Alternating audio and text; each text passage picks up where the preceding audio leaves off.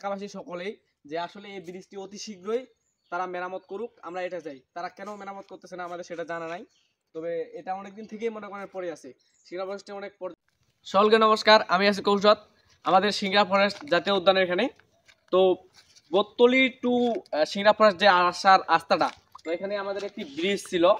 সেই ব্রিজটি প্রায় মনে করেন যে অনেকদিন হয়ে যাচ্ছে, প্রায় 6-7 মাস কি হয়ে যাচ্ছে, তারও মনে হয় সম্ভবত বেশি হবে।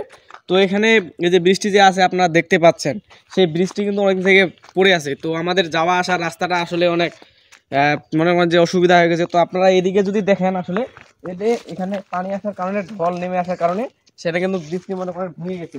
তো আমরা যদি একটু নিচের দিকে যাই, আসলে দেখতে পাচ্ছেন আরো এদিক থেকে তো বৃষ্টি আসলে ভেঙে গেছে। কারণ এই বৃষ্টি ভাঙার কারণে তো মনে করেন যে আমাদের যে একটি পেয়া আছে, বৃষ্টি ভাঙার কারণে আসলে অনেক অসুবিধা হয়ে গেছে। অসুবিধা হওয়ার কারণ কি?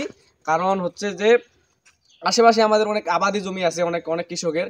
তো মনে করেন যে ফসলটা যে নিয়ে আসবে, ধান যে কাটছে মনে করেন নিয়ে যে আসবে, এই রাস্তা দিয়ে কিন্তু নিয়ে আসা হয়।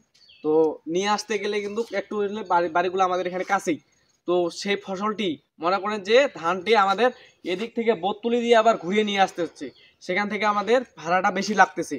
তো আমরা চাই এলাকাবাসী সকলেই যে আসলে এই ব্রিজটি অতি শীঘ্রই তারা মেরামত করুক, আমরা এটা চাই। তারা কেন মেরামত করতেছে না আমাদের সেটা জানা নাই, তবে এটা অনেকদিন থেকেই মনে করেন পড়ে আছে।